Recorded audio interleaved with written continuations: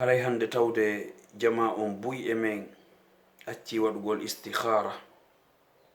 Wonni woni istikhara ko suɓingol Allah, sabu ɗa faale hunde hara nde moƴƴanama, hiɗa aña hunde hara ko nden hunde moƴƴanma.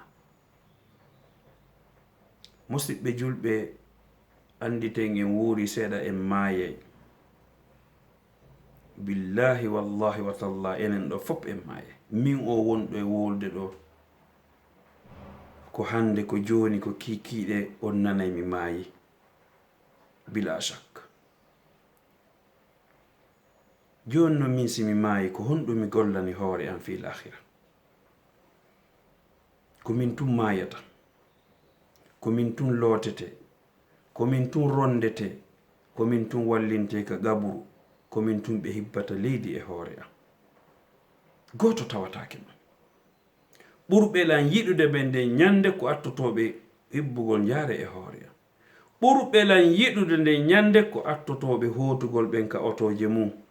Ɓe accanmi ton min tun ka gaburu am. Ñande min mi maayi ko honɗum mi gollani gaburu angu. Lan yangade fi aduna, lan doga fi leyɗe, lan doga fi terenji, lan doga fi ñamete, lan doga fi biyenji aduna. Hilan maapi tun mi waɗali ɗum ɗo, mi waɗali ɗum ɗo, mi waɗali ɗum ɗo. Mi yejjitino ñande fini weeti wo balɗe an ɗen no uytade. Goɗɗo yehi ha wi'i puri ka hoore makko, woni gorko woni debbo, yo andu lajal makko ngal no ɓattade. Kono en ala wattande yilay ɗum. Hiɗen waɗi hakkille men ɗen en wuuray santan. Hiɗen waɗi hakkille men ɗen en maayi yosay wonɗen kiikalaɓe. En waɗi ka hakkille men en maayi yosay ñiiƴe fof soli. Accuɗen yi'ugol hande ndaren a partir de 40 ans e o génération mo wonɗen mo beesi tintike, taway hande kadi cukuli daneji ɗin fuɗɗike yaltude ka hoore on tigi. Duuɓi nogay hari ɗum ala. Ɗum ɗo ko honɗum holli hiɗen ɓattade lajal men ngal. Joni noon wata en jaɓu yanganagol ko acceten ɗo. Ta en jaɓu natugol e cuuɗi riba, wata en jaɓu yeeyugol beere, wata en jaɓu yeeyugol dorog, wata en jaɓu morugol mees, wata en jaɓu gollugol ka beere yarete, wata en jaɓu gollugol ka mees moorete, wata en jaɓu ɗaɓɓirgol no harmiri. Sabu si a maayi ya Abdallah, ɗi mbuuɗi ɗi yanganiɗa ɗo koronoɓe ɓen accantaɗi. An non ko honɗum wi'ata ñande landitaɗa fi majji. A yahi a ñawlike suudu riba, banque on sodanima suudu riba, wona e mayru duuɓi noge, wona e mayru duuɓi 50 waloɗa maaya, ɓengu ma gorko go jomba mo wonda e makko ka tumbere dankima. Ma hande kadi so o acciri ni jombede, o waalo ɗon kanko e ɓiɓɓe ma ɓen, hara ko an landito wite ɗum ɗo yawmal qiyama. Tawa a welsindinoke tubugol, a gayni yoɓugol suudu ndun hiɗa huɗi e suudu riba, duuɓi 40 waloɗa maaya accaɗo suudu ndun. Ma ɗum hiɗa golli ka beere yeeyete, ma hiɗa yeeyi beere, ma hiɗa udditi salonji, hiɗa morude ko harmi, hiɗa waɗude peɗali, ɗa wujade produit, hiɗa yeeyide produit, tawa waloɗa maaya ndin jawdi ɗon tawa ko woɓɓe roratandi, tawa ko an landitete. Ma yaha ka boowal, yeeya dorog, darna kipe, darna lambanji, sooda biyenji, a yejjitino santim be yawmal qiyama a landitate. Min komi maayowo joni, lan tori fop yaafuye, lan tori kala julɗo wonnoɗo lan e ndaarude yo yaafolan kala komi waɗimo. Sabu wallahi komin tun ko gaburu am, komin tun immintinte, komin tun landete, hay goto wawana lan hay hunde yawmal qiyama. Ñande darngal nene nafata ɓiɗɗo, ɓiɗɗo nafata nene, baba nafata ɓiɗɗo, karamo ko nafata, ustazijo nafata. Ko honɗum nafayma ko golle maɗen tun, ko honɗum nafayma ko golle maɗen tun. Goto kala e men yo wattan yila. Hande ndaren wonɓe e ɓornade ko ɓorni wo yalta ka yaasi. Woɓɓe hande yiyay ɓe tiggi, tawa ko juuɗe ɗin tun tiggi, hara dolo koye ɓe ɓornoto koye no raɓɓiɗi, hino ɗum ɗo fof ko ɓandu ndun. Hande ko ɓuri wonde fitna e debbo ko yeeso ngo. Ko farilla e debbo o suuɗa yeeso makko ngo. Ko farilla e debbo o suuɗa yeeso makko ngo. Ko fitna hombo ɓurata bonnude haqqille gorko ko yeeso. Ko say yi'uɗa yeeso inna eppa ono laba. Ko say yi'uɗa yeeso inna eppa ono kaani. Ndaren noon hande fitna mo fewndi ɗen on e o jamanu ɗo hande. Wallahi enen ɗo fof hiɗen foti tuubude. Photoji rewɓe ɓen ka téléphone ji men, vidéoji bonɗi ɗin ka téléphone ji men, yewtidugol e rewɓe janamɓe bimbi e kiikiiɗe. En yejjitino Allah hino suti en. En yejjitino ko seytane woni en e jalude. En yejjitino en landitoyte ɗum ɗo fof si en tuubali. Ya subhanallah. Ñande dariɗen yeeso Allah subhanahu wa ta'ala. Allah hollama ɗi vidéoji bonɗi. Allah hollama ɗi photoji rewɓe. Allah hollama piiji ko suuɗunoɗa sikkuɗa goto renama mi yewta e on ɗo qissa mi daroro e on qissa. O qissa ɗo ndaare suka ko hombo e men waawi wa'ude wa o suka ma ko hombo e men ƴettata sifa o exemple ɗo e o suka. Mi nani o karamokojo wiyeteɗo Yahya Aljanna, karamokojo momi heɗoto momi yiɗiri lillahi wa fillah, mo yewtereji mum woni e sanjugol lan sabu mo beehi no woodi mo yiɗi ko Allah waɗi mo be no woodi mo heɗitoto. Wallahi yewtere goɗɗo no sanja goɗɗo complètement bi isinillah. Si tawi wolowo on ko fi Allah woni e wolirde. O inni wonno suka yeeyowo jindina, yeeyowo parfenji jindina, suka jogiiɗo darnde. Debbo yi'imo, ya subhanallah. Ɓay debbo on yi'imo jaka debbo on annuye makko on ko fitna faala hakkunde maɓɓe. O inni ene a wawata argol ka an mi suɓo ɗon parfum momi faala wo yeeyami tawanayum daro ko yaasi ɗo nange no wuli. Oya inni ella ala annuye makko on ko yeeyugo. O ƴetti parfum ji ɗin o yehi ka suudu sonnajo o. Ɓay ɓe naati sonnajo on soki bafangal. Gorko on inni ko honɗum wonɗa e wadde. O inni na hunde yaltin parfum ji ko jogiɗa ko. Gorko on yaltini saako hunkun sa yi'imo andata ko wonɗo yeeyude tellement ko o huli Allah, tellement ko mbadini e julɗo.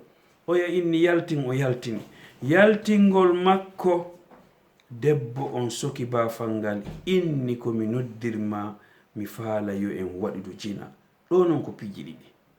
Si a saliki ko mi wi'ima kon mi sonkay kawte ɗen fof moɓodira mi inna ar wiyalugol ndaare inna kayda kunna azim.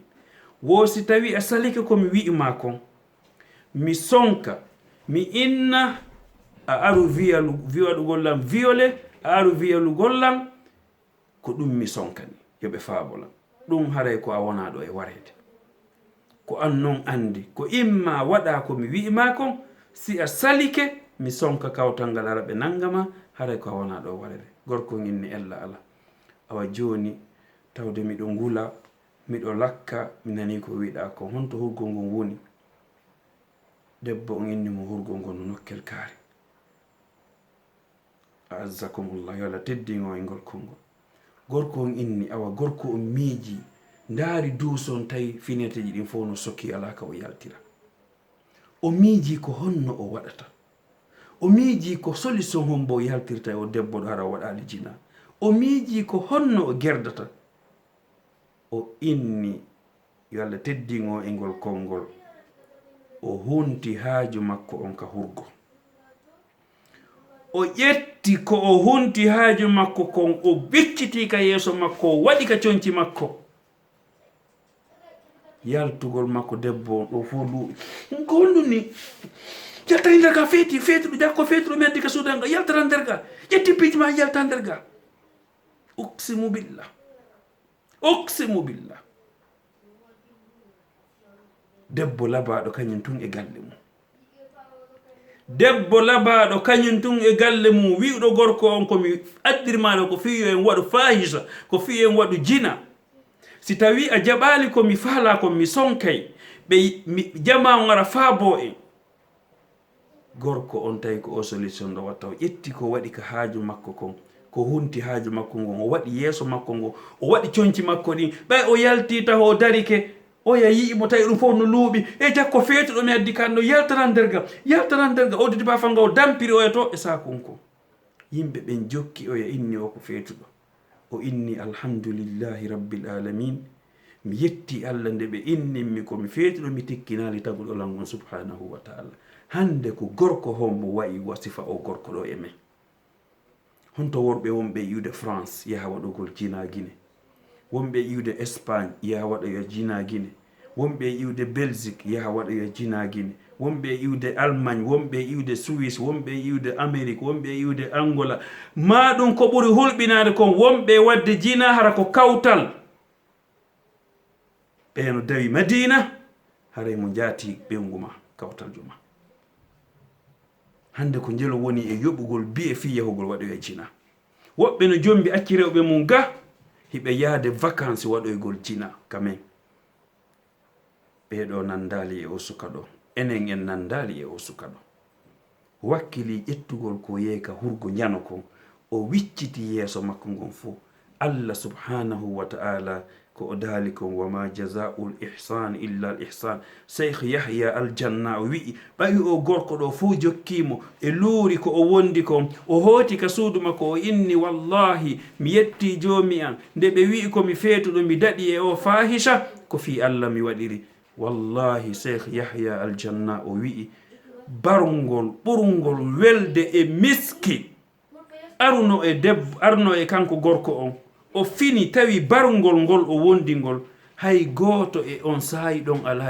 ala jogiiɗo sifa ngol barngol haa ɓe jammi mo Yusuful Miski sukanko Yusuf inte Yusuful Miski kaw yehi ɓenna o parfait non tawana kanko Allah subhanahu wa ta'ala yoɓitirimo ko ƴetti ko yehi ka horko jana kon o wicciti e ɓanndu makko ɗum sabu kulol Allah waɗanimo parfait mo o wondata e mum ha ñande o maayi Allah ala kulli shay'in qadir innama amruhu idha arada shay'an an yaqula lahu kun fayakun hande ndaren wonɓe accude rewɓe mum yaha walode e rewɓe janamɓe hande ndaren wonɓe iwde e pays yaha waɗa e jina e pays hande ndaren wonɓe suuɗagol yara beere hande ndaren wonɓe suuɗade rewɓe mum hara ɓe wondi e rewɓe maɓɓe ɓen ɓe acca ɓe ɗon ɓe yaha ɓe waɗoya jina ɓe ƴetta téléphone on ɓe noto ɓe waɗa e programme ji jina honto sifa ɓeɗo Yusuful Miski yo Allah okku en wawgol wa oɗo kono laawaki si en tuubi Allah yaafoto en man taba Allahu alayhi Allah subhanahu wa ta'ala daali tuuben ko enen yo jeeyaɓe kanko Allah ko yaafotoɗo bakkat hande ndaaren rewɓe ɓen ko homɓe ƴettata exemple sifa oɗo debbo goto mo tawata ko o miskina baba en makko nawni ɓe mara feere yumma makko nawni tawi ko duwaɗo operede o yahi o yii ɓiɗɗo bappa makko marɗo feere o inni wallan fi mbuuɗi komi ñawdira yumma an heɓe duwa operede gorko on inni si tawi mi wallete mbuuɗi ko faaluɗa kon a liberanay lan hoorema a jonnay lan hoorema yani a jaɓay waɗiɗen fahisha debbo inni hulu Allah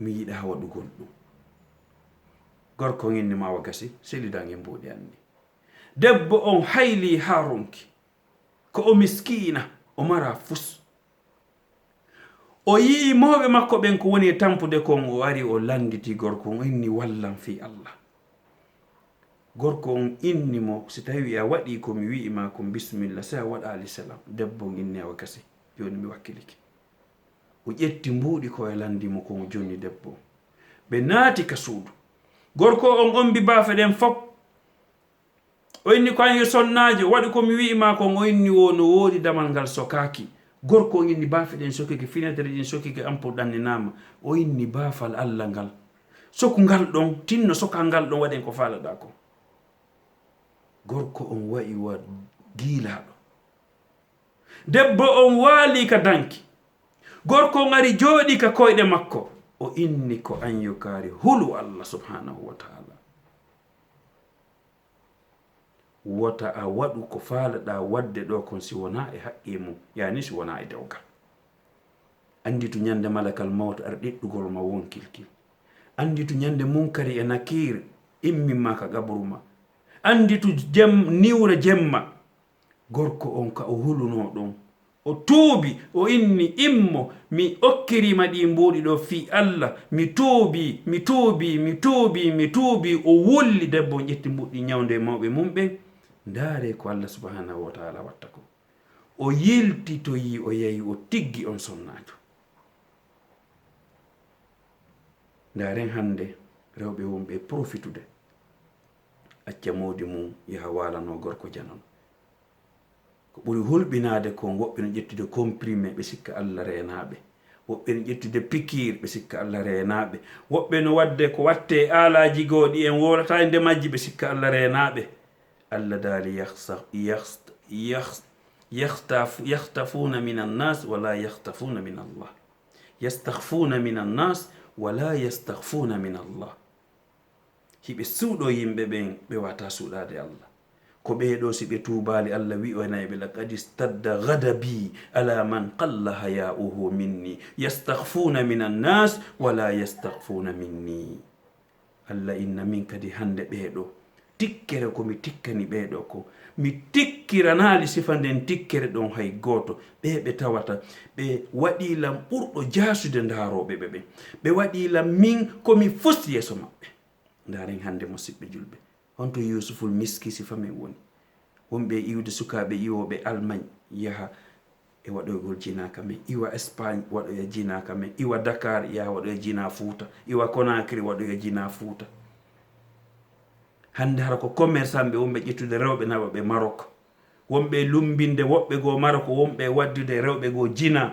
lumbina goɗɗo fi lumbingol mo promotion ɗum ɗo fof hino arde en habaruji ɗi haray ko en fof koyen hawtude hulen Allah subhanahu wa taala torɗen Allah yo Allah yaafo en haray miɗo yaafini e neniraɓe miɗo yaafini e babiraɓe miɗo yaafini karmo koɓɓe miɗo yaafini e bandiraɓe men ɓen haray ko nene goto mo Mouhammad lantori on yaafuye mi anda mi maaye joni haray lantori Allah yo Allah yaafola ndendanaga bakkatu janni allahumma ijalli hayran mimma tadhunnun waghfir li ma la ya'lamun ولا تؤاخذني بما يقولون اللهم صل على محمد وعلى ال محمد كما صليت على ابراهيم وعلى ابراهيم انك حميد مجيد اللهم بارك على محمد وعلى محمد كما باركت على ابراهيم وعلى ابراهيم في العالمين حميد مجيد يلا فewna en yalla fewna en sukaɓe men ɓen yo Allah fewna en sonnaɓe men ɓen yo Allah fewna juuɓe ɓen yo Allah subhanahu wa ta'ala yafana mawɓe men ɓen wa akhiru da'wana anil hamdulillahi rabbil alamin wassalamu aleykum wa rahmatullahi wa barakatuh yalla yafanulan yumma an e baba en an wa akhiru da'wana anil hamdulillahi rabbil alamin